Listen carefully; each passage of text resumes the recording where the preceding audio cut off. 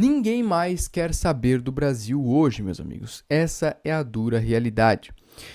Nenhum investidor hoje considera o Brasil como uma oportunidade de investimentos. Nenhum investidor olha para o Brasil como um país que tenha qualquer tipo de relevância no que tange a investimentos.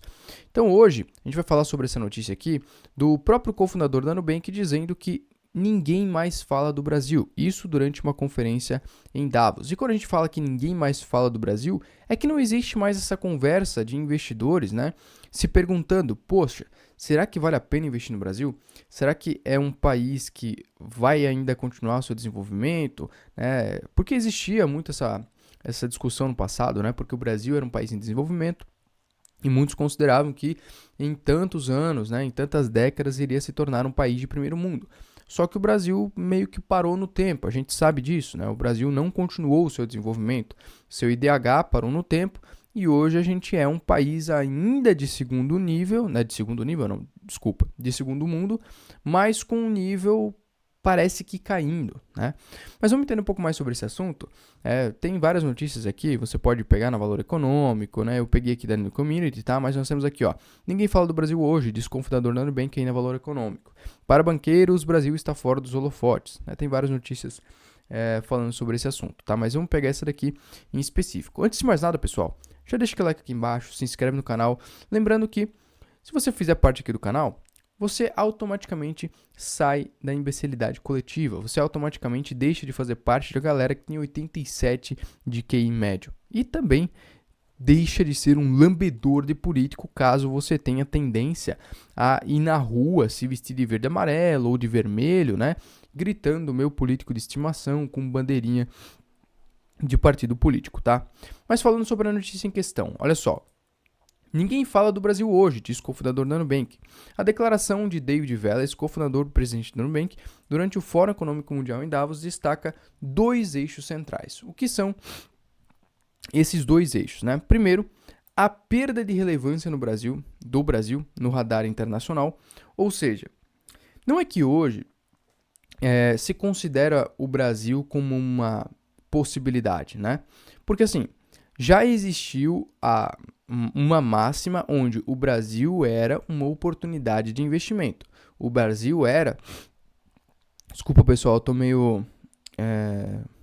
com um pouco de reação alérgica, tá? Antes, o Brasil era um país, né, lá por 2004, 2005, onde ninguém discutia se o Brasil era uma oportunidade de investimento. O Brasil era uma oportunidade e ponto. Se investia no Brasil porque era um país que estava em desenvolvimento e muitos acreditavam que nós iríamos nos tornar um país de primeiro mundo em pouco tempo, né, em poucas décadas. Muito bem. Passou o tempo, saiu o Papai Lully, entrou o Dilma, né? E muito dessa mudança foi por conta das boas políticas que foram implementadas no Brasil, como o Plano Real, e também por conta do boom das commodities, né? O mundo inteiro se voltou para as commodities e o Brasil ganhou muito com isso. Só que o tempo passou e o Brasil ficou parado no tempo, né? O nosso país ele não progredia mais. E aí surgiu essa questão de, será que ainda vale a pena investir no Brasil ou não vale? Né? Só que hoje nós chegamos a tal ponto onde nem essa discussão existe mais. Não se discute mais se o Brasil é uma possibilidade. Ninguém nem fala disso. Os investidores simplesmente esqueceram o nosso país, tá? Muito bem. Então esse é o primeiro ponto. E o segundo ponto é a própria Nubank, né? Os planos de expansão global do Nubank. E assim, a Nubank dominou muito o Brasil e por algum tempo os investidores eles investiam no Brasil através também da Nubank. Vou dar um exemplo para vocês aqui. O próprio Warren Buffett, né, investiu muito no Brasil através da Nubank. Ele, lá pelos anos, se eu não me engano, agora vou mentir para vocês, tá? Mas até 2022 ou 2021, ele ainda estava investindo no Brasil. Hoje ele está vendendo tudo que ele tem, né? Ninguém sabe exatamente o porquê que ele está fazendo isso, se ele está prevendo uma crise global ou se ele está simplesmente juntando os fundos dele, né, para fazer alguma coisa, distribuir para os filhos, para os herdeiros, enfim, porque ele está bem com uma idade bem avançada, né? Mas enfim, não vem aqui ao caso, tá? Agora, olha só que interessante. O Brasil fora do foco dos investidores. Vélez aponta que o país deixou de ser prioridade para investidores globais devido à instabilidade fiscal e à falta de confiança na economia.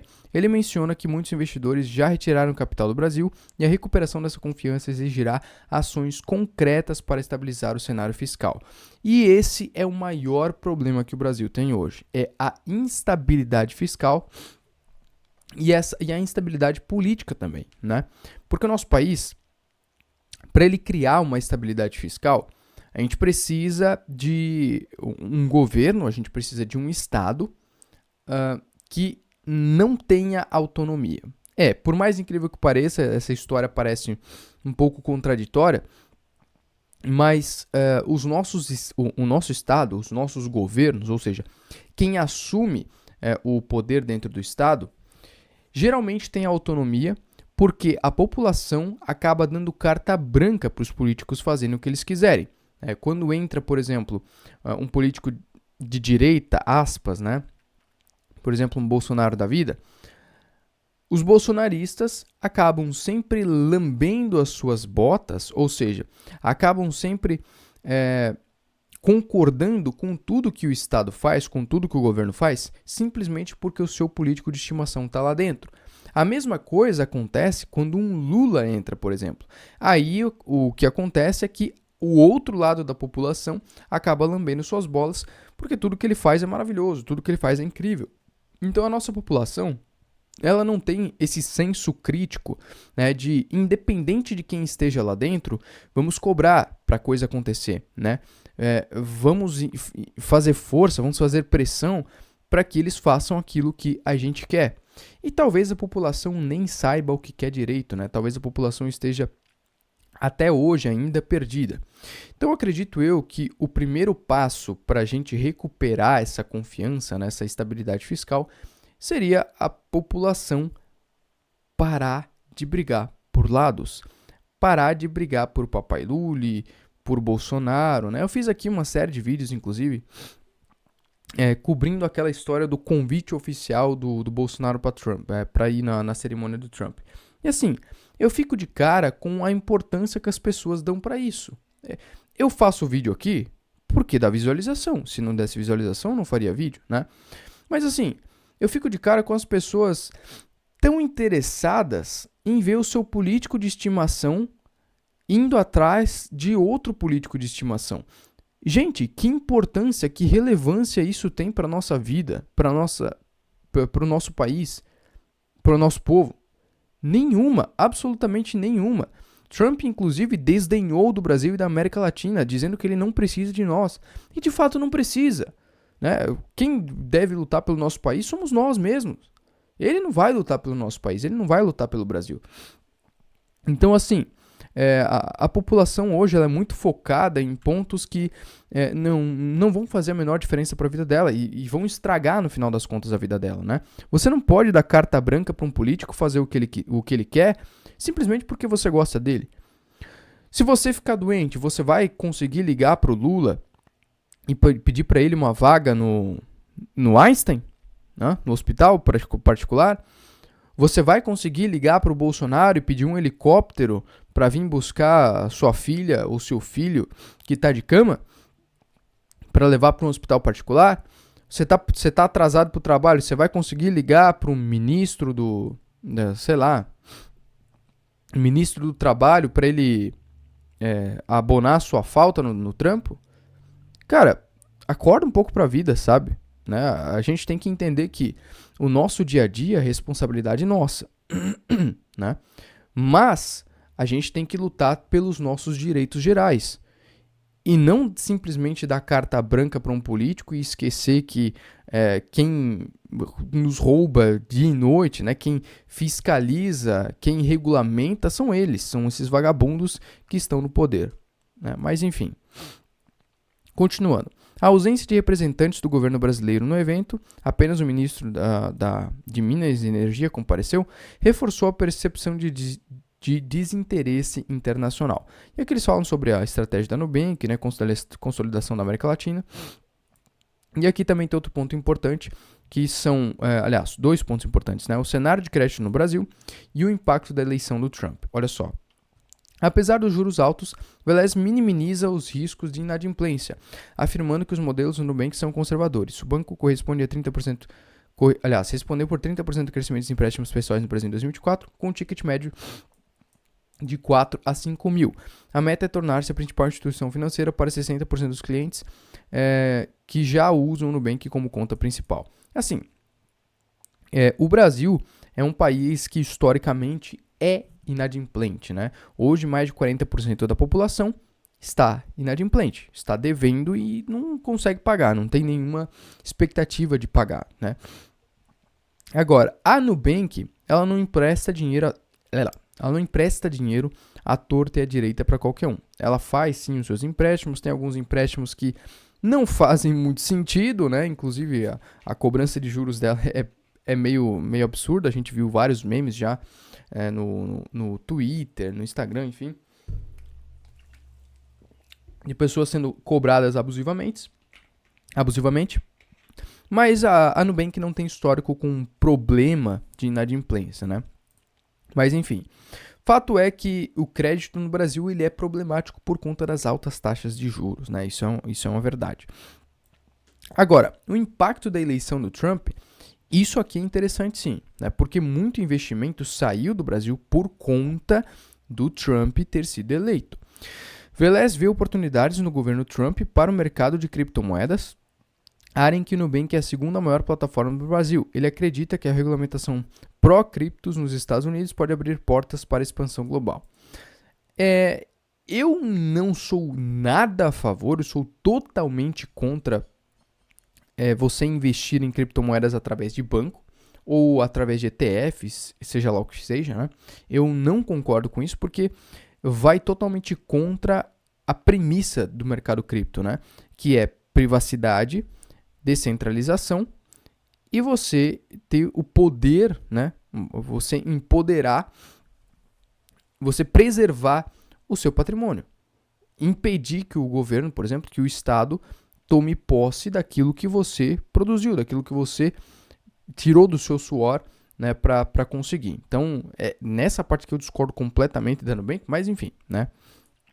Bancos querem ganhar dinheiro. Só que o Trump ter sido eleito é uma oportunidade de investimento para investidores estrangeiros voltarem para os Estados Unidos ou investirem lá. Inclusive, até investidores brasileiros estão procurando investimentos hoje nos Estados Unidos, porque não vale a pena investir no Brasil.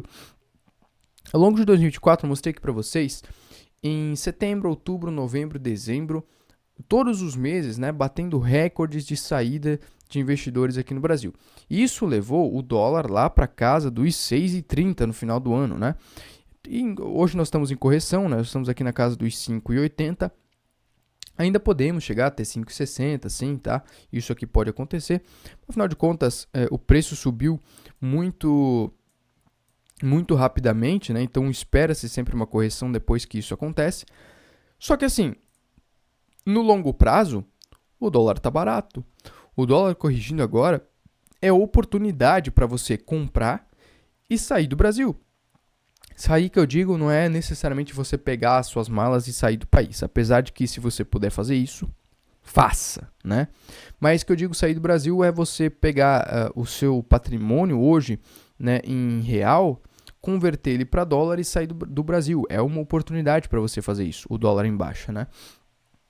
Claro, dê sempre preferência a criptomoedas, dê sempre preferência a Bitcoin, quando você quiser investir em alguma coisa a longo prazo, justamente porque você consegue preservar muito melhor o seu capital, né? Mas olha só, a gente viu ao longo de 2024, né, em todos os meses, os últimos meses pelo menos, de julho para frente, capital saindo do Brasil, e em 2025, o que continua acontecendo? Investidores estrangeiros já retiraram 3,4 bi da Bolsa Brasileira em 2025. Fernando Ferreira, estrategista-chefe do XP, diz que esse cenário mostra cautela do mercado com ativos de risco não só no Brasil, como lá fora. Eu discordo um pouco dele, né? Porque não são todos os países lá fora que estão necessariamente desse jeito, tá? Mas o fluxo estrangeiro da Bolsa Brasileira nos primeiros dias de janeiro mostra forte saldo líquido negativo. Apenas nos 3 primeiros dias úteis de janeiro, entre os dias 2 e 6, investidores de fora retiraram 3 bilhões do país. Na semana passada o resultado ficou negativo em 854 milhões, acumulando um saldo negativo de 3,4 bilhões, cara. É muita coisa. Então continua saindo dinheiro do Brasil, principalmente com oportunidades melhores no exterior, também com o crescimento do mercado cripto, né? A gente sabe que isso tem um forte impacto também. Então, assim, hoje o Brasil vive um problema muito, muito sério. E até o presente momento, não tem nenhuma expectativa de nenhum tipo de plano ou alguma coisa que o governo vá fazer para mudar esse cenário. Infelizmente, nesse momento, não tem nenhuma luz no fim do túnel, por enquanto. Mas é o país onde a gente vive, né? Infelizmente. Por esse vídeo é isso, quero saber da sua opinião, deixa aqui nos comentários. Muito obrigado por vir até aqui, valeu, a gente se vê na próxima. Fui!